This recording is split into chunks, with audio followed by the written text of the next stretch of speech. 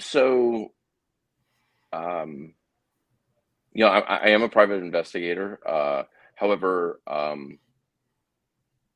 my main profession is, which I don't know if a lot of people know, is I'm actually a fashion photographer.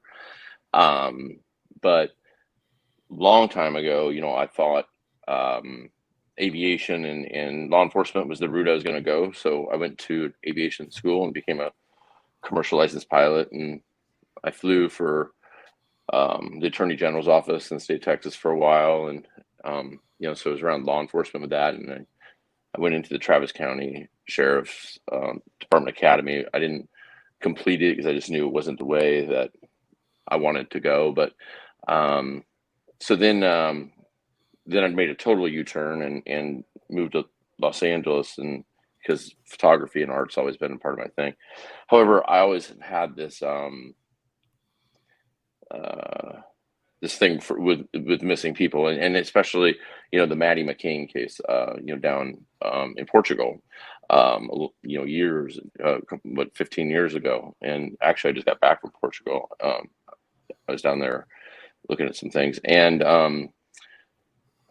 so I always had done it in the background. Although I've had a Twitter account for I'm guessing at least 15 years. Never was active on it, and then the Gabby Petito case kind of brought a lot of people a little bit more forward, and um, so uh, and then right after the Gabby Petito case, there was a couple other cases that I was somewhat involved in, and it's just gone from there, and it's just gone from there, and it's for better, probably for worse, but um, so yeah, so the way I got involved is I do all my private investigation work, or at least the vast majority of it, every part of it that has to do with missing persons or domestic violence, I do pro bono. I've never charged a family ever. I've never taken reimbursement money for traveling or anything like that. So I had just gotten back from, I forget where I just gotten back from, and the case, Kylie was still pretty new, and I live in Los Angeles, so it's about an 8-hour drive for me, and I was just laying in bed when I got home that night, and thinking about the case, and I was like, I'm just gonna drive up there and just go help search, and that's what I did. I got my car and I went up to Truckee, and I checked into a hotel, and I was just there to search. I had no contact with any of her family or anything. I didn't know anything about, Were you no, sure? no. Okay. No, I was not. No, I just went there as a volunteer. Now I became close with her uh, father and grandfather through this process, and they, um, they, I mean, what it was, they came to me and they said, we're not getting any answers from law enforcement at all. We're getting Right. shut out, and they're like, everybody seems to think that we're supposed to have an idea of what is going on here, and it was just a conversation like that that turned into um, I asked the grandfather. So they live up at they have uh, a place, a lodge, that's a Coldstream, which is behind a 4-mile gated private road. And I had asked, the first day I met him, I asked if I could go search Coldstream because there's 3 ponds along Coldstream Road, and he kind of felt me out for a while. And then he gave me the code for their gate and for their house and said, do whatever you want. And that night he saw me out there searching, and I went and had a glass of wine with him and kind of learned a lot about the family and about him, and the pain they were going through, and uncertainty, and they were just um so confused. It's just that look of confusion, like what is going on, Of they just, course. so that's how, I was not hired by the family, but I still talk to them, you know and I think today is Kylie's memorial, so um I'm sure it's a tough day for them. You know, there was a limited amount of data, although there were some very helpful data points that I was able to get from the family. For instance, we knew that right before she went to the party, she stopped, and which was a regular routine for her, being a 16-year-old kid, she stopped and put 2 gallons of gas in the car, because she doesn't have Okay. a ton of cash. So we knew that, and she would run it down pretty low before she would do that. So we knew that the Every radius couldn't have been that huge. So what that enabled law enforcement and other people to do is, one of the first things that was done is they went and got surveillance from every single gas station within that 45-mile arc or Sure. whatever. So they knew that the car had not gone and got fuel. So as far as it traveling to the Boca, which isn't that far, but going back and forth and possibly getting dumped again after being at the party, you could start doing the math to figure out. And plus, the other thing is there is 3 cameras, highway cameras, that there is one near Boca, and there's one on the 80, and there's another one Really? up at Donner Pass. There was another one. So, and those were, That's so I'm not misunderstood. She could go from Prosser to home if she took a back route, which she probably would have, to be honest, because it's just as short and you step the highway and avoid the one camera. But what I mean is, like, if the car had been out by so there's one up at Donner Pass, which is like what the ski area is. Just it's kind of up higher, but it's um, just above Prosser and Boca. So there's one there, and then there's one on the freeway, because if you were to go from Prosser to her house without taking the back roads, you would get on the highway for 2 exits, and you would pass a traffic cam. And we weren't. I know we weren't the only ones monitoring that camera, and that had been looked going backwards as well. So there was a lot of that type of, keep in mind the FBI card team was there. I was staying in the same hotel as them. That's the Child Abduction Rapid Deployment Team. That's right. like the top team in the FBI. I mean, those are the badasses, and Right. not F around. I mean, they, Right. they, they're looking for kids. And so And you time can, is, I do it they all the don't fuck time around. too. They know Right. that every minute counts. And so, and a lot of times they're dealing with like little children. So they were at the hotel I was staying at, they were staying there. Homeland Security was there. Um, Marshals, U.S. Marshals. So, there was a lot of activity, and things were happening. And right there where the volunteer center was, the California Highway Patrols, California Highway Patrol has a large headquarters building there, and so that's where everybody was based out of. And then there's the CHP, there's the FBI, there's the Placer County Sheriff's Department, and then there's there was another sheriff's department. It was Nevada not. County. Nevada County. That's what I was trying to think of. And Who also took the over the Truckee Police case? Department. And the Truckee Police Department. So that's five different law enforcement entities that were looking for Kylie and trying to get answers. And Homeland Security. And Homeland. Wow. So sick. There's nowhere I went that didn't have a flyer for her. I mean, and that's one of the things that was kind of suspect to me about, which I'm sure we'll get into later. The tow truck driver guy is not knowing about it. I mean, literally everybody in this town knew about it. I mean, it was they had those, the portable billboard signs that they can put up. Yeah. They were all over, Kylie with her license plate number and everything. I mean, you couldn't go anywhere without, Do you feel to find Kylie would you say that you saw an effective performance from all of them, as far as just based on your experience in working with law enforcement in the past? Yeah, so that's a hard one to say, because first of all, I was not there until she went missing on Saturday. Saturday morning at 9 a.m. is when she technically didn't show up. I didn't arrive till the next Saturday. So she'd been gone a week. The feds, I know, I mean, they always keep a low profile, but there was a lot of activity at the CHP building and in and out of the hotel.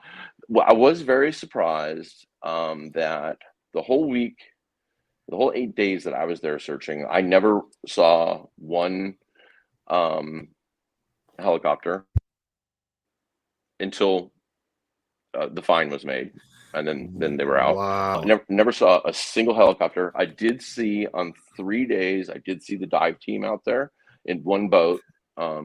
Three guys or guys and girls, whatever, out there for 4 to 5 hours at a time. I saw them 3 different occasions. Never saw organized searchers.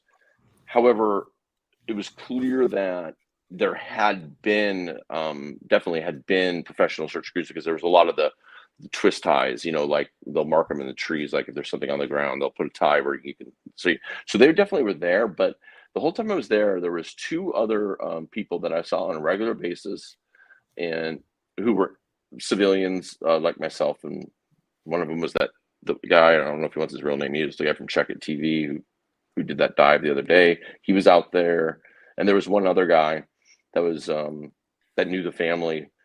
I would see them, pretty much on a daily basis. But other than that, I never saw one of her friends, So check anybody it. out. The way I met him was I was at the party location, and I was talking to uh,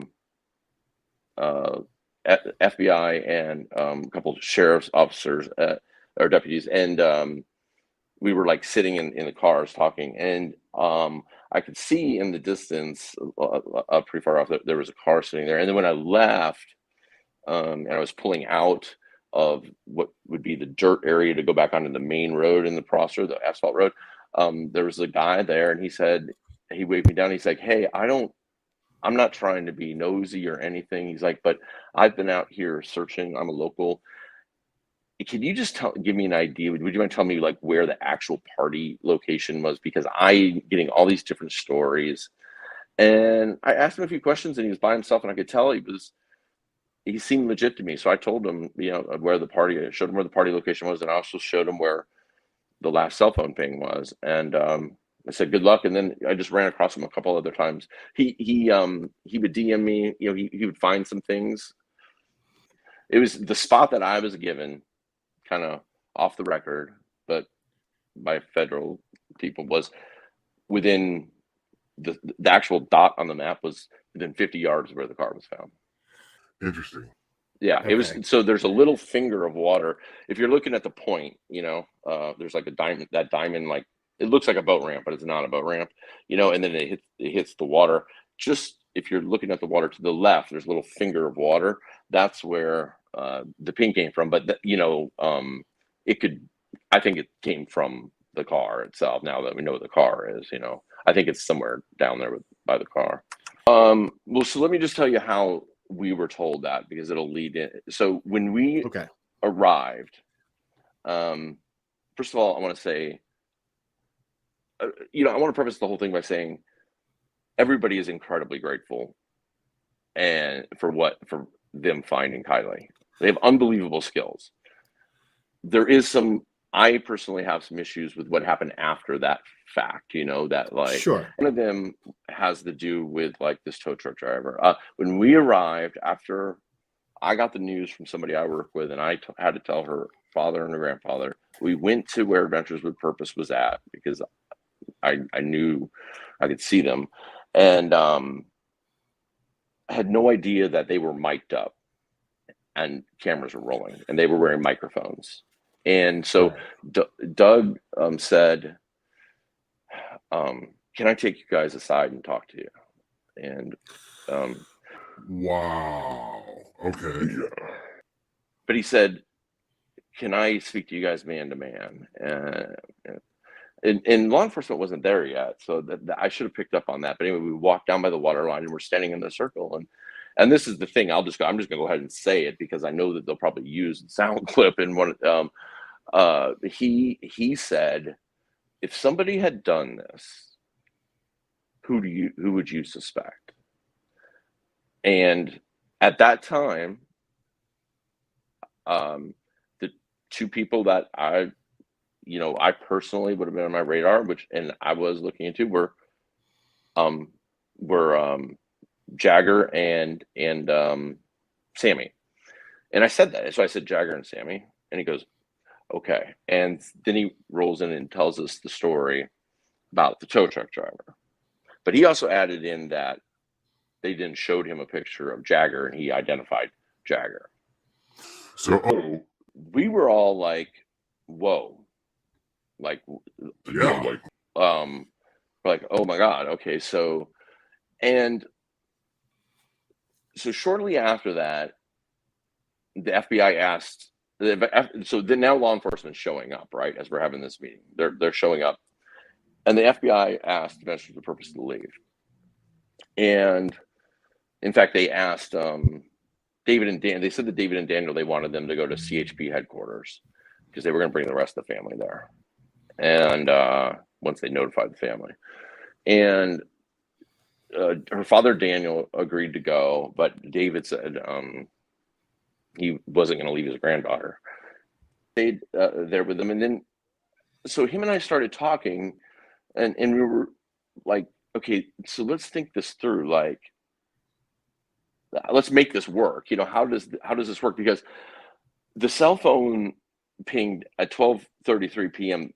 the night before in the water. So now we're talking. That means somebody throws the phone in the water, then they go to Boca and they camp, and somehow. So and the other thing is, you know, people got to keep in mind, when Kylie texted her mom to ask to stay out later, she was sharing her location with her mom. So we know that she was there, okay. you know. So again, this means that the phone gets thrown in the water in the exact same spot they're eventually going to ditch the vehicle, apparently, and then they go on a camping trip.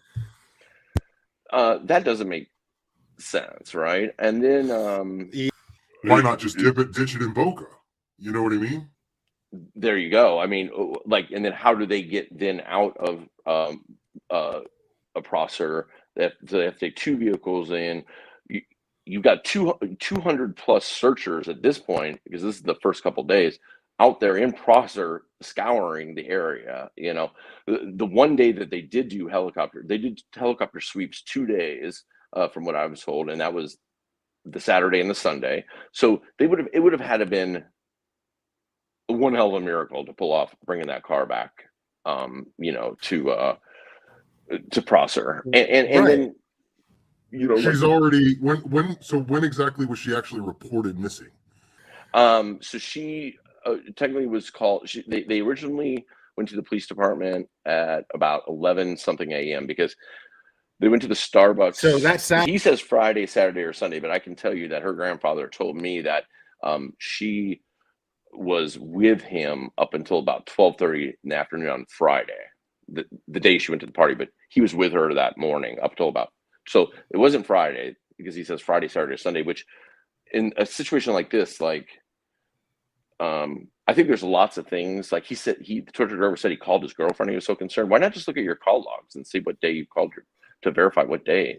Right. So by that time, they had already questioned Jagger and everybody in her immediate orbit, right? And not as a suspect, but just like, you know, we was last time we talked to her to find out what happened to her, of course.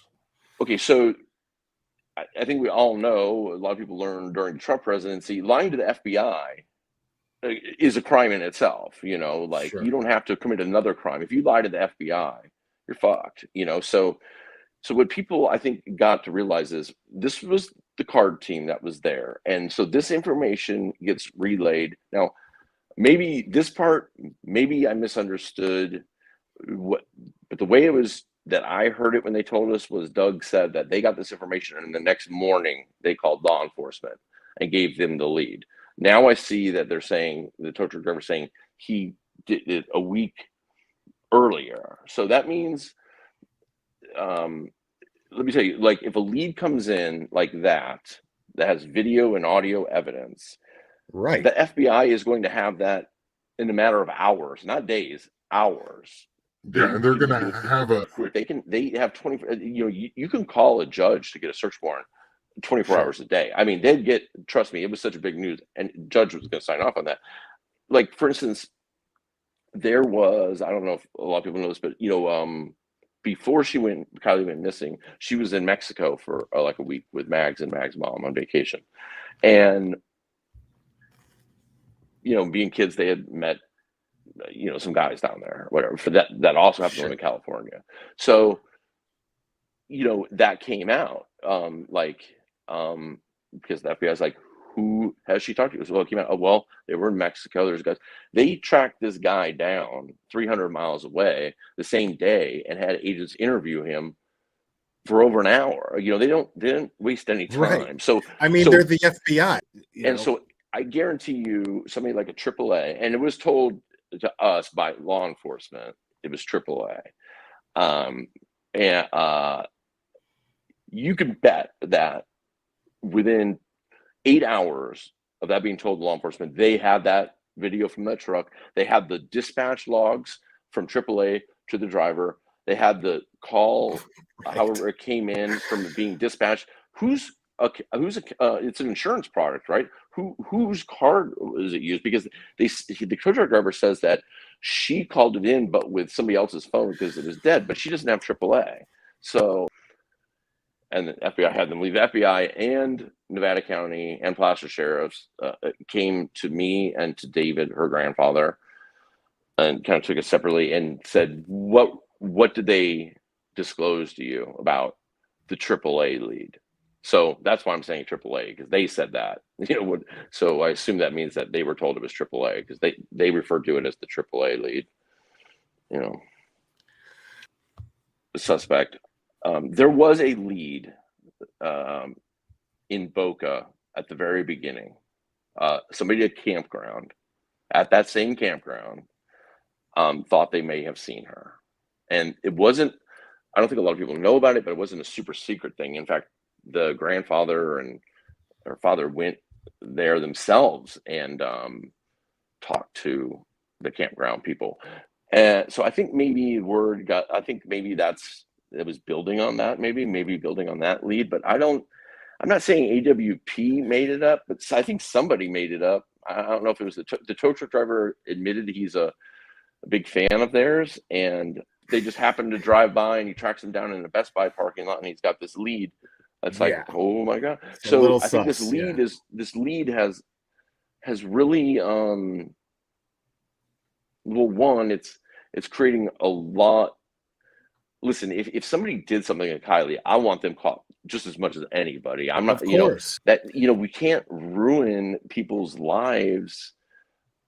There's nothing besides what this guy says, which, trust me, if they had seen a video, even if Kylie was still alive, if they seen a video with Jagger in it at Boca on Saturday, when he told the FBI he was in Napa, he would be locked up for lying to the FBI. They would have grabbed him on that charge and held him and then really interrogated him. I mean, it pissed me off that it was sloppy in the sense that I think that there's stuff on there. For instance, she was very gifted in music, like written music, recorded music, and stuff on that could be important to the family.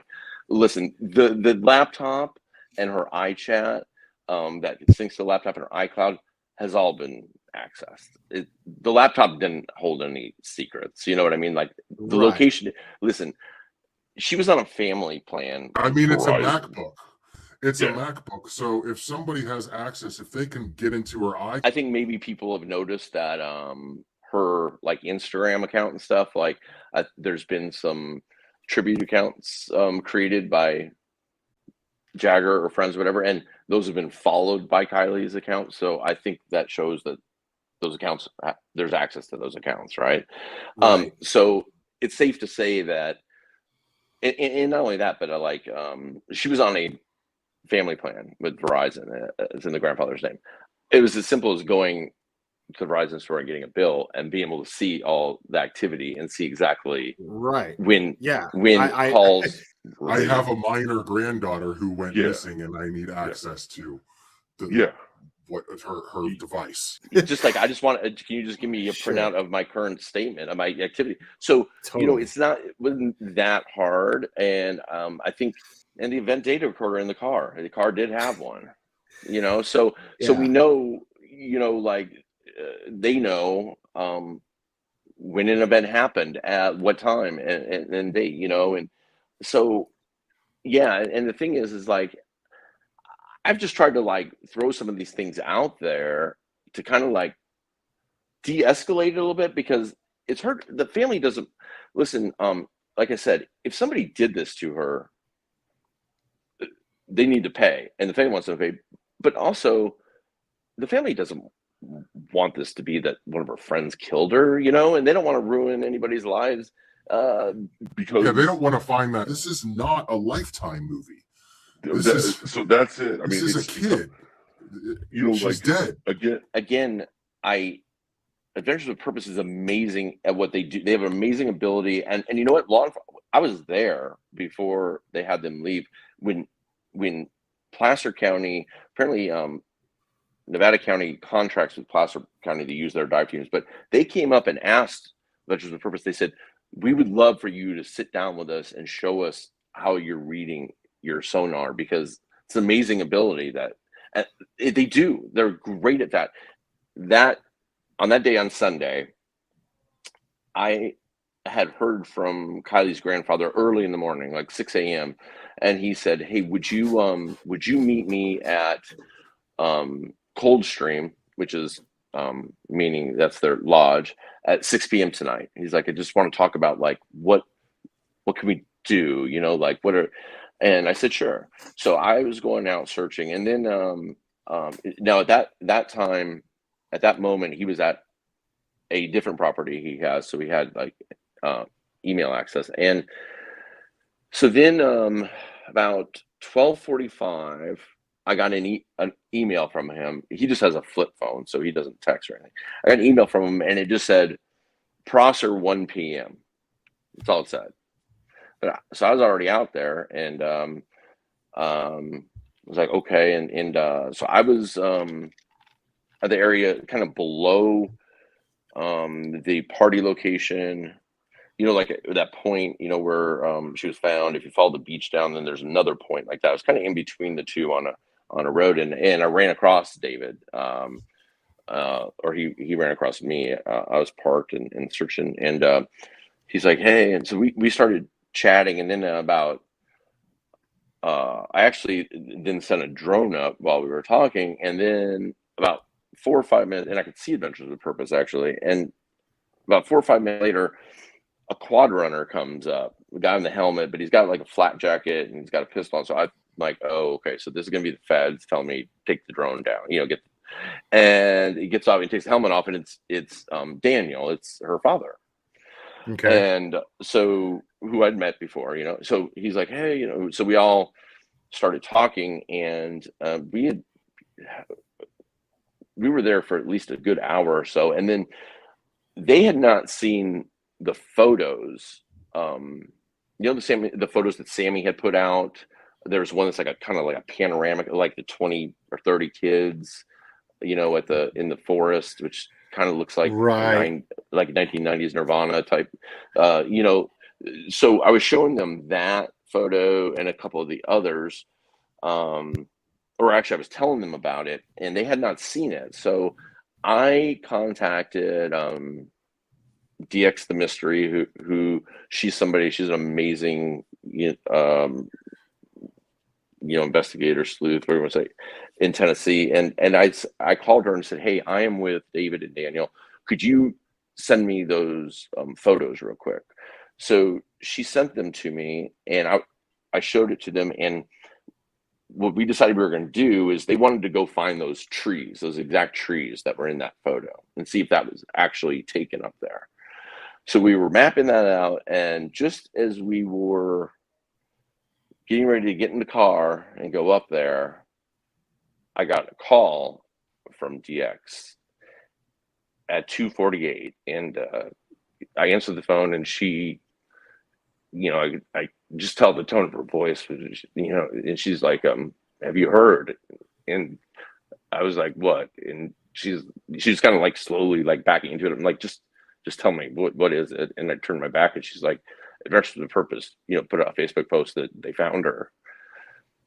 And so I was like, okay. And so then I hung up and I turned around and but I could see like activity. So it ends up that they'd put it out 30 minutes before, but I could see like these people like in the campgrounds were like starting to look. So um, I just turned around and I said, I'm so sorry to have to tell you this, but it's out on social media. But they found Kylie, and she's in the water, and it was heartbreaking. And and they said, where is she? Where is she? And I said, she's, there. I know that they're right down on the point, and so we went down there. Daniel jumped on his quad runner and screamed down there, and David got in his truck, and I got in mine, and we were only three-eighths of a mile away. We pulled up, and I watched the Adventure with Purpose thing for the first time today. I've seen people screenshot clips, but I didn't want to watch it, but I watched it just for the sake of doing this. And when you see Daniel riding up on the quad runner, and that's how they were notified. And then David, who's her mom's father, used my phone to call his wife to tell her. Do you know how her mom found out? I was told. Okay. I have not talked to her mom. But I was told by her dad, the grandfather, that she found out friends on social media when she was eating. And I know I did hear from the grandmother for the first time last night. She emailed me about something, and she confirmed that that's how she found out as well, through friends from social media. That's if they said that, that's an incorrect statement. I can tell you, I know that I know on the Facebook, I know there was 4 edits to it apparently, but I think it first came out at like 2:28 or something like that. I can't remember, but at 2:48 is when I got the call, and we were probably there at 2:50. In fact, I, just because I'm an investigator, I like film everything. I have a video here. Let me see when it's timestamped. I have a video of us driving down, and you can see Daniel on the squad runner in front of us. Let me see when that's timestamped at 2:50. That's us driving down. It's timestamped August 21st, 2:50 p.m. So, right. You know what I mean? So here's the other thing. When I was watching that video today, their sonar has times on it, and there's timestamps at 12 something in the afternoon. So they say the next day, they said that they confirmed the car. They found the car and it was confirmed at 10:30, and they said it was confirmed at 11:15. So why they didn't call law enforcement at 11:15, I don't know. But in their own timestamps that I just noticed 30 minutes before we started this, on their sonar, it shows, one of them shows 12:10 p.m. And this is when he says he's going to make the phone call. Never slow up, no, I don't take shit. I got no love for the fakeness. If you want to play tough and want to hate this, I'll always show up.